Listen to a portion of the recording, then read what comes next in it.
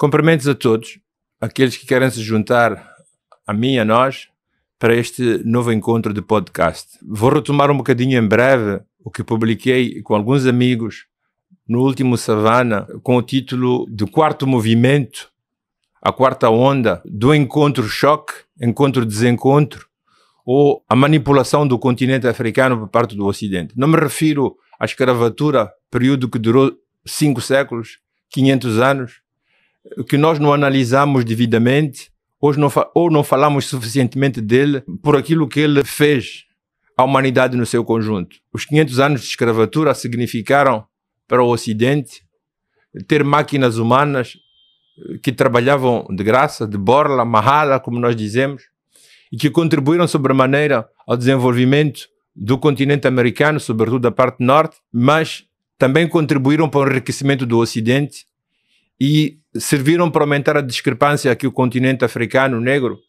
que entretanto era despolhado dos seus homens melhores, mais fortes, mais capazes, para servirem à causa do Ocidente. É o período mais trágico da nossa história. É o período que nós devíamos insistir sobre ele para que os jovens de hoje entendessem o que nós vivemos, não simplesmente no passado, mas no presente, como continuação e corolário daquilo que foi a nossa história, daqueles que antecederam. Mas, sobretudo, permitisse uma vigilância maior em relação às diferentes vagas que depois da escravatura o continente africano continua a subir. Em 1870, estamos na segunda metade do século XIX, há uma guerra entre a França e a Prússia. Essa guerra, a gente pode discutir quem a provocou, mas isso não interessa a historiografia africana, mas interessa o resultado. Ela foi ganha pela Alemanha. E com esta vitória, a Alemanha sente-se autorizada a reivindicar o lugar de potência, como eram potência na altura a Inglaterra e a França. E foi com uma sugestão de Portugal que Bismarck convocou a infeliz famosa Conferência de Berlim, onde a África foi esquartejada em pedacinhos e dividida pelas principais potências coloniais. Essa foi a grande epopeia do Ocidente. E talvez do nascimento mesmo do Ocidente, como o conhecemos hoje, como uma conjugação de forças. E o Ocidente nunca foi tão unido como quando se conjuga ou conjuga as suas forças para atacar um adversário externo, para lutar contra outras humanidades, outras comunidades, outros valores, outras maneiras de ser e de estar. Foi o que aconteceu no século XV, quando foi a espartição da América, foi o que discutiram aqueles que se reuniram em Valladolid para perguntar se os índios eram humanos, foi o que vão fazer de novo em 1885, em Berlim, quando a África é sujeita à repartição arbitrária. Falar de ter conta da humanidade, das culturas, dos estados existentes, não faz sentido quando o perno mais elevado está na desumanização do homem. Talvez num livrinho muito pequeno, assinado por Luís XIV, chamado Código Negro, se resume completamente a maneira como o africano negro, o outro, era visto e, infelizmente, não obstante as supostas mudanças da visão do homem e do mundo, não obstante as diferentes declarações humanas, quer da Revolução Francesa, quer da Revolução Americana, ou quer das Nações Unidas depois da Segunda Guerra Mundial, não mudaram essencialmente o perno da consideração e das relações entre os humanos, entre o mundo atlântico, o atlantismo, que hoje se configura na NATO, força militar hegemônica, dominante, supremacista, não simplesmente nas lutas no interior do Ocidente da Guerra Fria, mas eles se abateram sobre nós porque a NATO participou na Guerra de Libertação Nacional, participou na Guerra dos 16 anos, e o último grande episódio ligado à África foi quando os presidentes africanos, tentando ir à Líbia para encontrar uma solução, foram proibidos de aterrar, porque a NATO ia resolver o problema. E a solução do problema que a NATO pôs ou propôs ou realizou foi a submissão da Líbia, a morte do presidente e o início de uma nova deflagração em termos de fuga de populações, destabilização da região, que não atinge simplesmente a Líbia, mas atinge hoje os países do Sahel. Aquilo que me interessa na quarta vaga é pensar desde Bismarck. A Alemanha torna-se potência porque começa a ter territórios em África. Foi o Togo, a Namíbia, foi a Tanzânia, foram os Camarões. A Alemanha pode sentar-se com os grandes impérios de então porque tem territórios em África. Ser potência significa ter possessões, ter territórios em África. Como outrora, ser grande significava ter espaços, ter domínios no continente americano. Esta subida da Alemanha ao pódio das grandes potências durou até a Guerra Mundial de 1914 a 1918.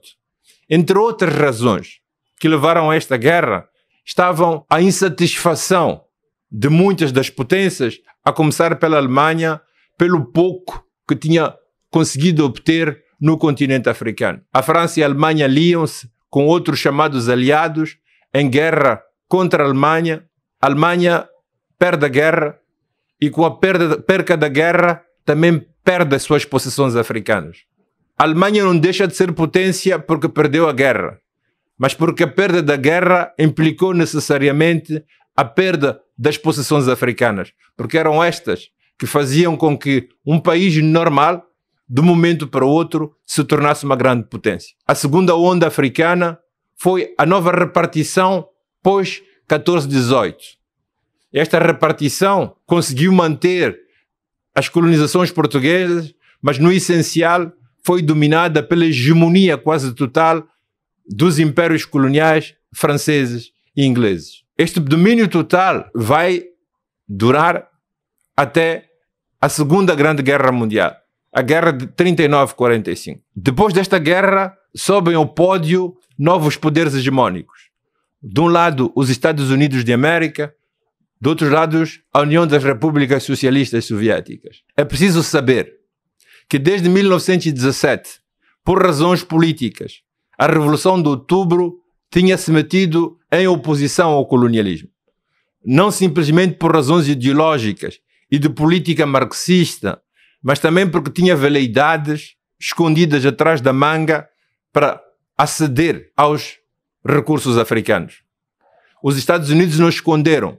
Em 1941, como condição para entrar na guerra, eles impuseram à Grã-Bretanha que depois da guerra se abrissem aos territórios africanos. Quer dizer, descolonizar a África, não para que a África caminhe com os seus próprios pés, autodetermine, mas para que eles tenham acesso aos recursos do continente africano.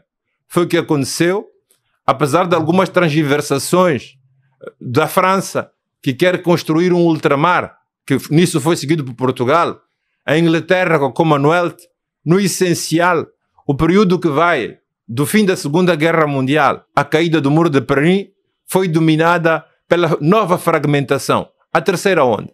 A fragmentação de África entre dois grandes grupos, o grupo de esquerda e o grupo de direita. O grupo daqueles que se alinharam com a União Soviética e o grupo daqueles que se alinharam com a URSS. Esta escolha não foi voluntária.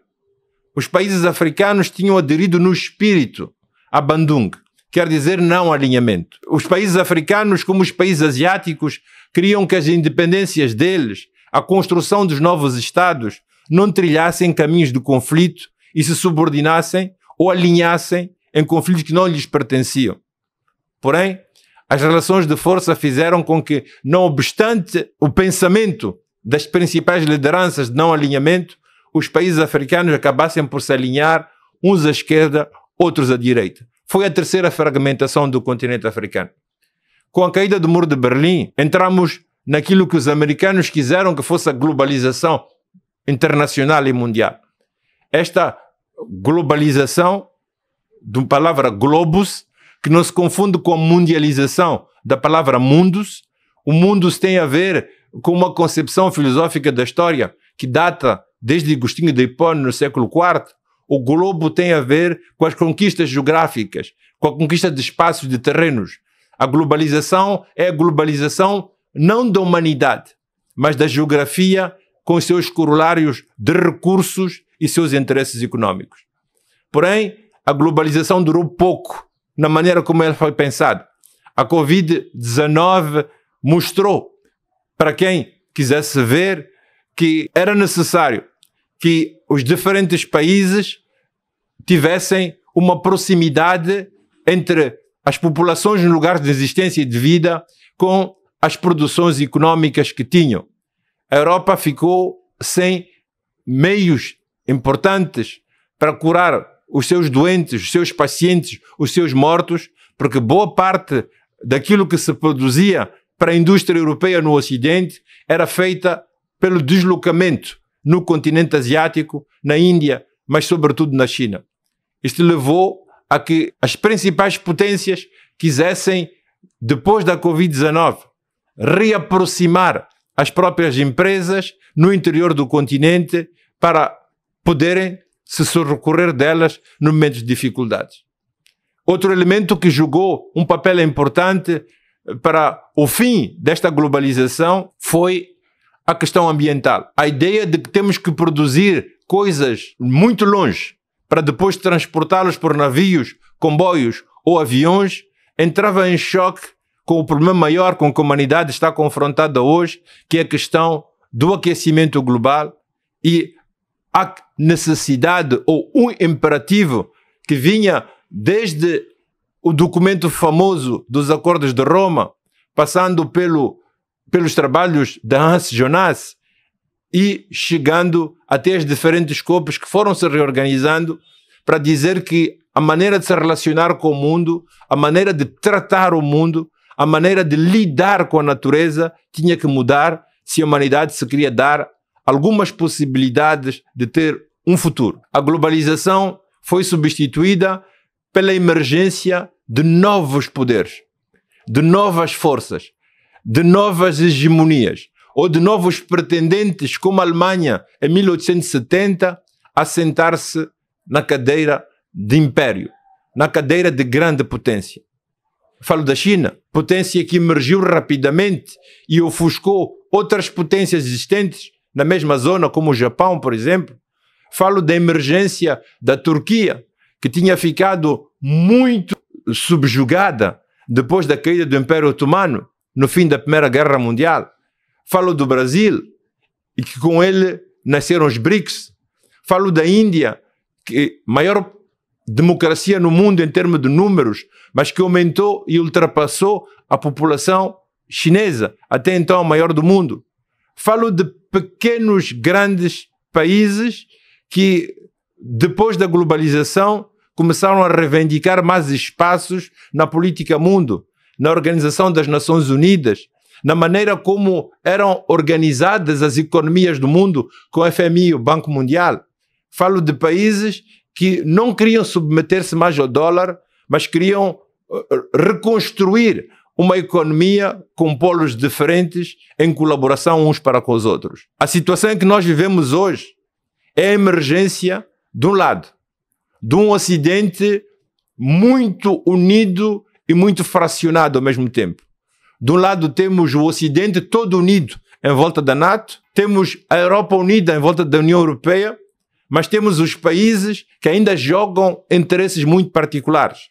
A França e a Inglaterra têm direito ao veto nas Nações Unidas e não querem que este veto seja partilhado com o conjunto da União Europeia, porque isso lhes permite continuar a ter um espaço de glória e de potência, não obstante os parlamentos que podem estar em Estrasburgo ou uma capital política que se quer união em Bruxelas. Falo da emergência para os Estados Unidos do momento de luta pela conservação da supremacia mundo que conquistaram durante o período da globalização como resultado da vitória para com a União Soviética. Mas também falo de países como o Brasil, como a Índia, como a Turquia, e mesmo a emergência ou a reemergência de países árabes como a Arábia Saudita, que valendo-se do dinheiro, do petróleo que eles detêm, querem ter a cabeça ao sol, querem poder reivindicar mais espaços.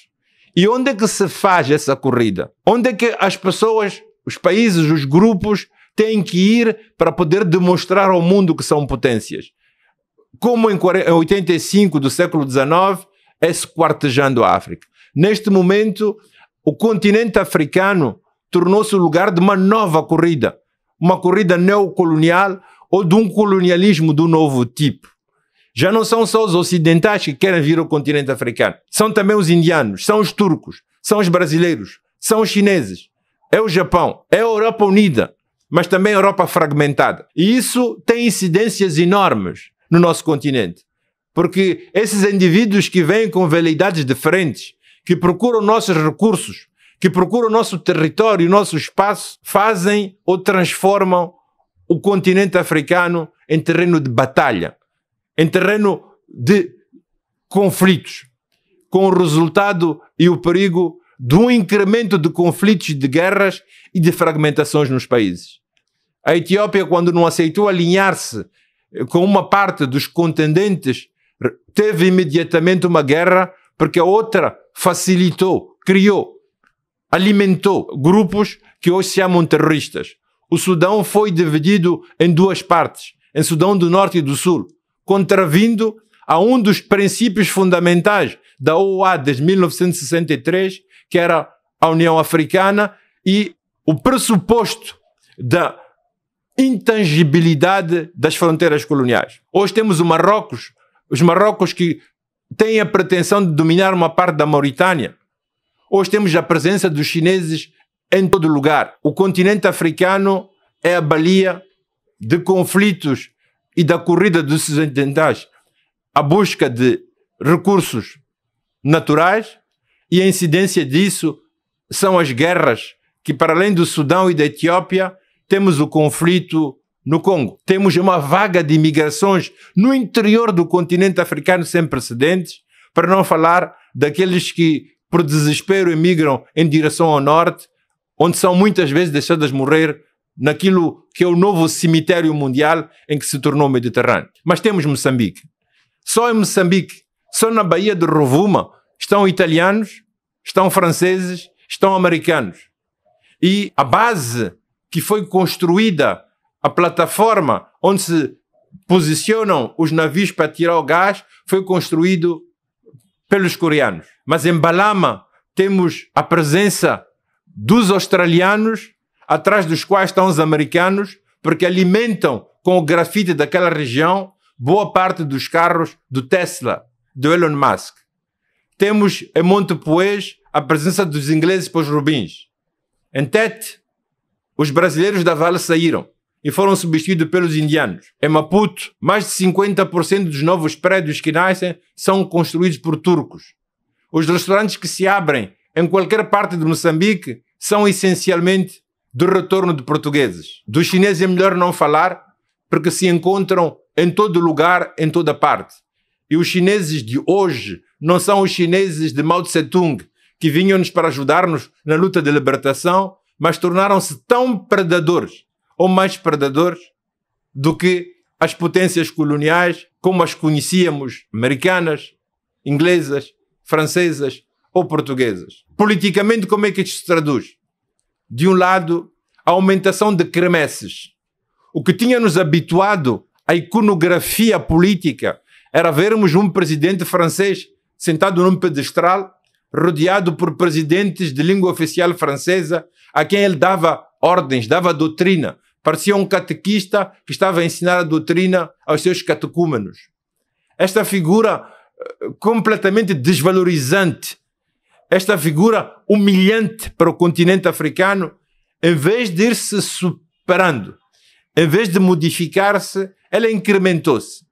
Hoje não é só a França que convoca os países do grupo francófono. Os Estados Unidos fazem reuniões Estados Unidos-África. A China faz encontros China-África. A Turquia faz encontros Turquia-África. A Índia-África.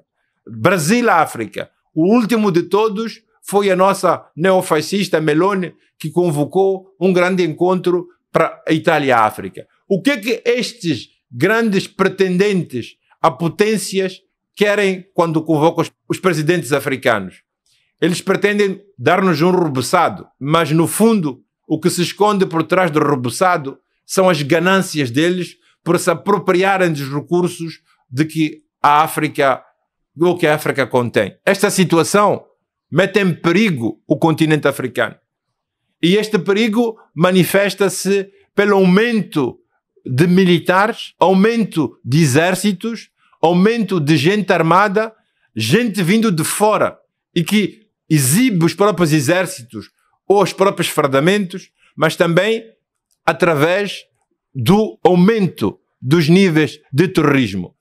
Esses terrorismos que nascem, esses Al-Shabaabs que nós conhecemos, que se abatem também sobre Moçambique, não são necessariamente e só um fator religioso, mas são um instrumento que é usado para destabilizar o continente e, através da destabilização, tirar-se gratuitamente os recursos do continente, como acontece na Líbia, como já acontece na Síria ou acontece no Iraque, como já acontecia na Libéria com o caoutchouc para a fabricação de pneus há muitos anos, e passa a acontecer em Moçambique, onde a província de Cabo Delgado, ou na província de Cabo Delgado, as populações têm que fugir, como já fizeram em Mocimboa da Praia, mas a gente sabe ou suspeita que o saque do gás e do petróleo está em curso, enquanto as crianças, homens e mulheres e as populações africanas estão à baleia de novos ataques de morte por parte de indivíduos com identidades duvidosas, mas que necessariamente, olhando para os armamentos que eles trazem, para as estratégias que eles usam, o que está em curso é, de um lado, o despossuidimento da África dos seus recursos, o conflito entre as grandes potências e, no que diz respeito ao Cabo Delgado, uma clara veleidade de fragilizar um país já muito fraco como o nosso, até sudanizá-lo. Quer dizer, alguma pretensão de dividir o nosso país entre uma parte do norte e o resto. Por detrás disso se esconde uma veleidade ainda maior: controlar o canal de Moçambique, onde passam ingentes quantidades de recursos através do transporte marítimo. Isto é a nossa quarta vaga. Essa quarta vaga segue-se a outras vagas. A primeira, que dividiu a África. A segunda, depois da Primeira Guerra Mundial, que nos meteu aos braços dos vencedores, França e Inglaterra, com alguns pedaços para Portugal. A terceira vaga, que opôs as grandes potências pós-Segunda Guerra Mundial e que levaram para a África países marxistas e países capitalistas. A quarta vaga é a nova corrida em direção ao continente para aproveitar-se dos recursos. Para além destes países que mostram a cara na luta pelos recursos, existem muitos outros que se escondem, mas que as suas veleidades são presentes e os seus artifícios, as suas manhas, continuam a bater-se dolorosamente e drasticamente sobre nós.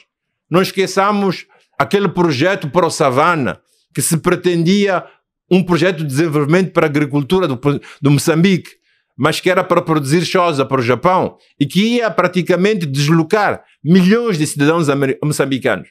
Não esqueçamos o que está a fazer os Emirados Árabes Unidos, o Qatar, para comprar terras tirando populações maçais da Tanzânia ou do Quênia para fazer caça, fazer turismo ou para negociar, para que possa continuar a produzir petróleo e gás a seu benefício, mas com a contraparte de ter reservas de florestas, como rezam algumas resoluções das diferentes COPs.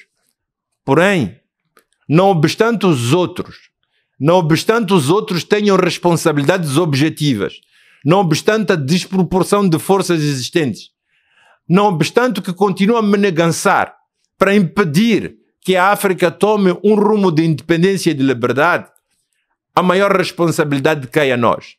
Somos nós, elites, lideranças políticas, económicas, académicas, intelectuais, que somos os maiores responsáveis por aquilo que acontece, aquilo que deve acontecer, aquilo que pode acontecer com o futuro do continente e, sobretudo, para a proteção das populações às populações mais fracas. É o que estão a fazer os jovens no Sahel, que como os Mondlanes, os Macheis, os Netos, os Cabrais, os Sankaras de outrora, à custa da própria vida, mobilizam-se para dizer não a este novo retorno ao continente africano, para dizer não às novas formas de colonialismo democrático ou falsamente democrático, constitucional, que as potências coloniais e neocoloniais nos impuseram. Que estão a dizer não a este saque de recursos, a este uso abusivo de recursos africanos só para alimentar as economias e as indústrias do Norte. Estes jovens, como disseram os bispos católicos de toda a África e do Madagascar, têm uma dimensão messiânica, têm uma mensagem profética, têm uma dimensão de vontade de mudança dos povos africanos, que é interpretado com grande talento, grande abnegação, metendo a própria vida em jogo pelos jovens militares que proclamaram os estados militares nesses países. Uma vez mais, não é anticonstitucional. Toda a Constituição, para se respeitar, tem que respeitar os direitos das pessoas e dos indivíduos. Tem que respeitar o direito dos povos. Tem que partir desses mesmos povos para poder ser legítimo. As constituições que nós temos, feitas por mandato das potências neocoloniais, correspondem mais aos interesses e até, do ponto de vista formal, à compreensão de viver em comum dos povos ocidentais, e tem muito pouco a ver com aquilo que acontece no continente africano. Nós sabemos que estes jovens abnegados correm riscos sérios, e eles sabem. A qualquer momento, alguma bala vai lhes atingir, algum golpe de Estado. Eles são fracos, são frágeis. Mas a fragilidade das revoluções africanas não começa hoje. Começou com Toussaint Louverture, na Revolução Haitiana. Ela prolongou-se com Kwame Nkrumah no Ghana.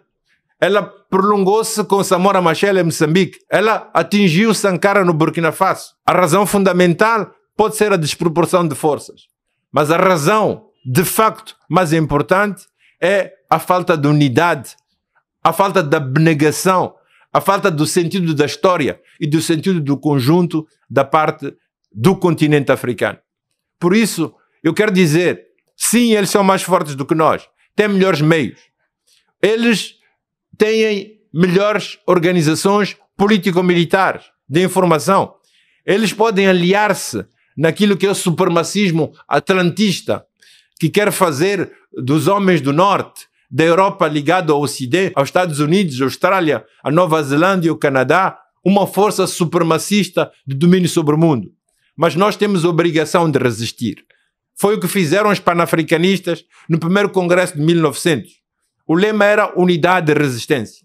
Nós temos direito de resistir, dever de resistir. Foram o que fizeram os panafricanistas em 1919, quando, na Conferência de Versalhes, a África foi remetida à França e à Inglaterra. Foram os que fizeram Dubois e Kwame Nkrumah em 1945, quando disseram África Unida. São as tentativas Cheikh Anta Diop de fazermos constituições, estados políticos a partir das nossas culturas. Foi o que fizeram Cheikh Amadou Dia quando pensaram na complementaridade econômica das nossas regiões para poderem ter uma economia viável, que se autossustente e que tenha uma certa independência. A fragilidade do nosso continente, a fragilidade do nosso país hoje reside essencialmente no fato que nós não temos uma pauta clara, não temos uma unidade e uma determinação sem falha para que, seja o que vier de fora, tenha que se subordinar e subalternar à decisão, às decisões tomadas por nós. E estas têm que ser aquelas que permitem o nosso aumento de liberdades, o nosso aumento de democracia, o nosso contínuo caminho em direção às independências e às liberdades dos nossos países e povos. Então, se é uma mensagem a deixar, é, de um lado, o perigo constante que continua a assolar o nosso continente e continua a assolar as nossas vidas, a vida das nossas comunidades. Mas ligadas a isto, a grande ilação fundamental é que para fazermos frente a isto, exatamente porque somos frágeis e fracos, exatamente porque não temos o mesmo poderio econômico, político e militar, Aquilo que temos que fazer, custe o que nos custar, é predispormos-nos a trabalharmos juntos, a não estarmos fragmentados em pequenos países que não conseguem ter expressão, a não estarmos fragmentados entre zonas de influências que sonham Paris, Londres ou Lisboa, a não sermos ávidos de dinheiro, da acumulação para cada um e para grupos. Isso matou-nos no passado, isso mata-nos no presente. E se nós continuarmos com esta maneira de pensarmos, ou pensarmos como pessoas, como comunidades, como países, como continentes, até como raça, da maneira como estamos a fazê-lo, estamos a autocondenar ao retorno de novas formas de escravatura. O que aconteceu ontem, o que aconteceu durante 500 anos, 5 séculos, escravatura, substituído depois pelo colonialismo, pelo chibalo, pelos trabalhos forçados. Hoje continua com a deportação de populações, com a retirada forçada de populações. Repito, Mocimboa da Praia. Repito o que o prof. Savana queria fazer na zona centro e norte de Moçambique. Repito o que acontece em Cabo Delgado. E só uma unidade, só uma visão comum, só um interlançamento entre nós, só uma visão clara do que queremos fazer é que pode nos permitir uma resiliência, a continuação de luta pela libertação dos nossos países e povos. Não podemos deixar que o sinal que nos vem do Sahel morra. Não podemos deixar que os jovens fiquem sozinhos. Não podemos deixar passar essa oportunidade que nos dão para retomarmos energias e forças e continuarmos a força libertária do continente africano. 7 séculos de escravatura. Melhor, 5 séculos de escravatura. 500 anos. 1 século de colonialismo. Seguido por trabalhos forçados, seguidos pelos chibalos, seguidos pela opressão. Estudemos a história. Façamos dela um tesouro. Mas que a função essencial da história não é olharmos para o passado.